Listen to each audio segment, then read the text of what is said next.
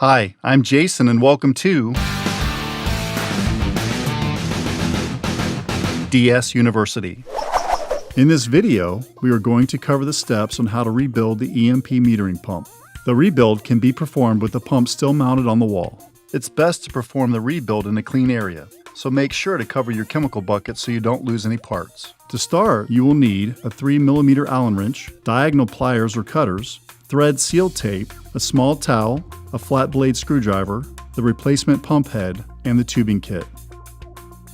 Maintenance tip. The simplest way to perform maintenance on the eMP metering pump is to run fresh water through the unit between uses. This helps prevent buildup inside the foot filter, pump head, injection valve, and tubing, allowing for these components to last longer. Pump head. Before rebuilding the eMP metering pump, disconnect the unit from the power supply and turn off the water. In order to remove the pump head, use your finger or a flat blade screwdriver and take off the 4 white caps at the corners of the pump head. Discard the white caps and locate the pump head screws.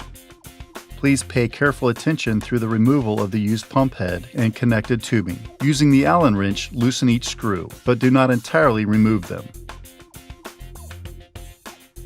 Only loosen until the pump head can be removed by hand from the pump itself. Do not remove the pump head yet. Locate the used rigid discharge tubing connected to the old injection valve. Use the diagonal pliers or cutters to cut the tube as close to the old injection valve as possible. Keep the tube upright to ensure no remaining chemical spills out. Set the diagonal pliers down and use the same hand to remove the pump head along with the connected tubing and foot filter. They should all come off as one piece. Once removed, check the back side of the pump head to see if the blue O-ring is in the groove. If the O-ring is there, then discard the pump head along with the blue O-ring, connected tubing, and foot filter. If the blue O-ring is not there, still discard the pump head and connected items, but check to see if the O-ring is stuck to the eMP pump. If so, remove and discard the blue O-ring now. Using the small towel, wipe clean the diaphragm and any other chemical-stricken parts on the pump. Unscrew, disconnect, and discard the old injection valve from the installation saddle or tee.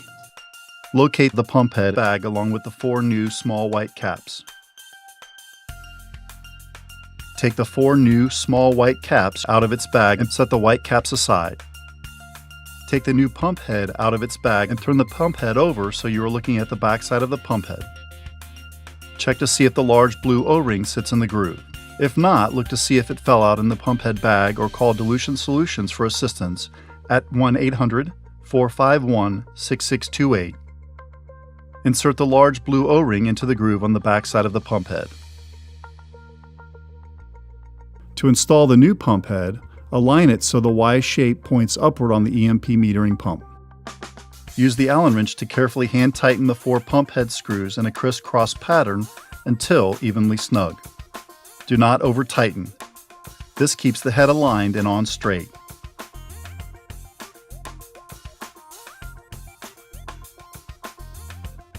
To finish up, take the 4 new small white caps you set aside earlier and put one over each screw.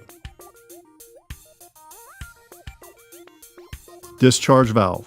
To continue the rebuild, locate the discharge valve at the top of the pump head. Remove the discharge valve tube nut, collar, and nozzle. Set all 3 aside. Make sure to not lose the blue O-ring underneath the tube nozzle and sitting on the discharge valve. Open the tubing kit and take out the rigid polyethylene discharge tubing. Set the tubing kit aside. Using diagonal pliers, cut and remove the string holding the tubing together. Slide the outside opening of the tube nut onto one end of the rigid polyethylene discharge tubing. Slide the collar onto the tube and make sure the collar's crown is pointing away from the tube nut. Grab the nozzle and insert the pointed end into the opening of the same tube. Push the collar and nozzle together as close as possible. Pull the tube nut toward the nozzle to compress the collar and nozzle tight together, forming a ferrule connection. Attach the tube and tube connections onto the discharge valve by hand tightening the tube nut. Do not cross-thread nor over-tighten. If the tube nut is not securing, recheck the ferrule connection. Pull the tube nut toward the nozzle once more to compress the collar and nozzle together. Retighten the tube nut until secure. Injection valve. To rebuild this section, take the new injection valve out of the tubing kit and remove the tube nut, collar, and nozzle. Set them aside, but make sure not to lose them. Take the thread seal tape and wrap it around the threads of the injection valve for the necessary size, either 3/8 or 1/2 inch. Install and hand tighten the injection valve into the installation saddle or T in the supply line. Once again, do not over-tighten. Next, grab the rigid polyethylene discharge tube connected to the discharge valve. Using diagonal pliers or cutters, cut the tube so that it runs comfortably from the discharge valve to the injection valve. If the tubing is too snug, the tubing connection will come loose and produce a leak. Reattach the tube connections onto the loose end of the connected discharge tubing and be mindful of the orientation for the tubing connections. Push the collar and nozzle together as close as possible. Pull the tube nut toward the nozzle to compress the collar and nozzle tight together, forming a ferrule connection. Attach the tube and tube connections onto the injection valve by hand tightening the tube nut. Do not cross thread nor over tighten. If the tube nut is not securing, recheck the ferrule connection. Pull the tube nut toward the nozzle once more to compress the collar and nozzle together. Retighten the tube nut until secure. Suction valve. Rebuild the suction valve by locating the suction valve at the bottom of the pump head and remove the tube nut, collar, and nozzle. Set the connections aside and make sure not to lose them. Make sure not to lose the blue O-ring directly at the bottom of the suction valve. Remove the clear, flexible PVC tubing from the tubing kit. Using diagonal pliers, cut and remove the string holding the tubing together. Attach the tubing connections onto the loose end of the tube and be mindful of their orientation.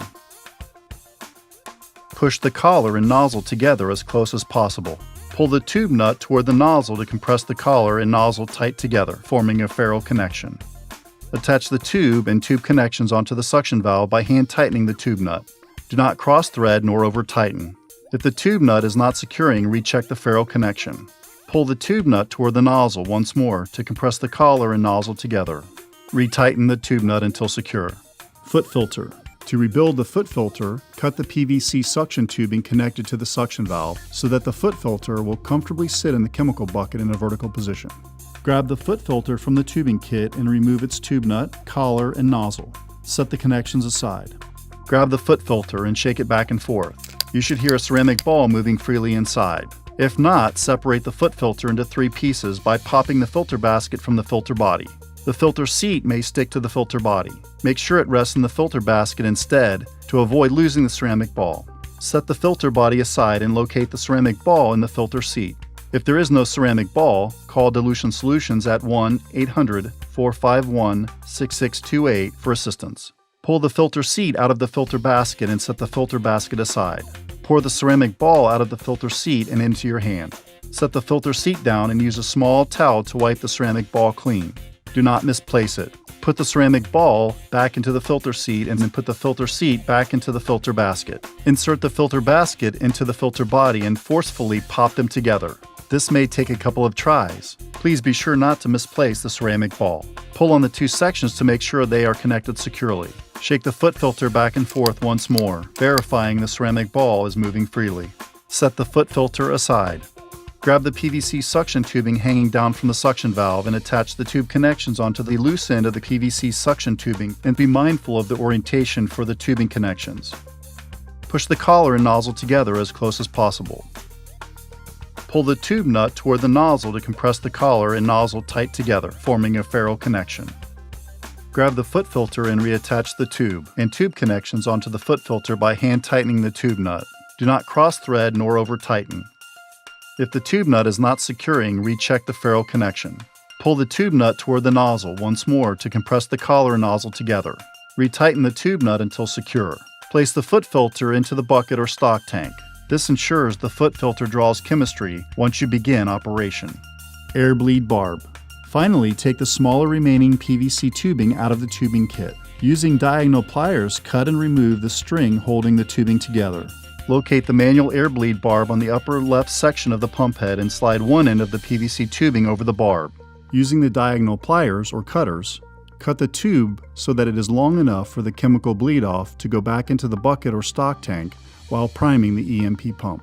The eMP metering pump should now be ready to connect to the power supply. Go through the priming process and begin your next use or treatment. We hope this video has been helpful in rebuilding your eMP metering pump. For more information, please call us at 1-800-451-6628 or visit us online at dilutionsolutions.com. I'm Jason at DS University. Thanks for watching.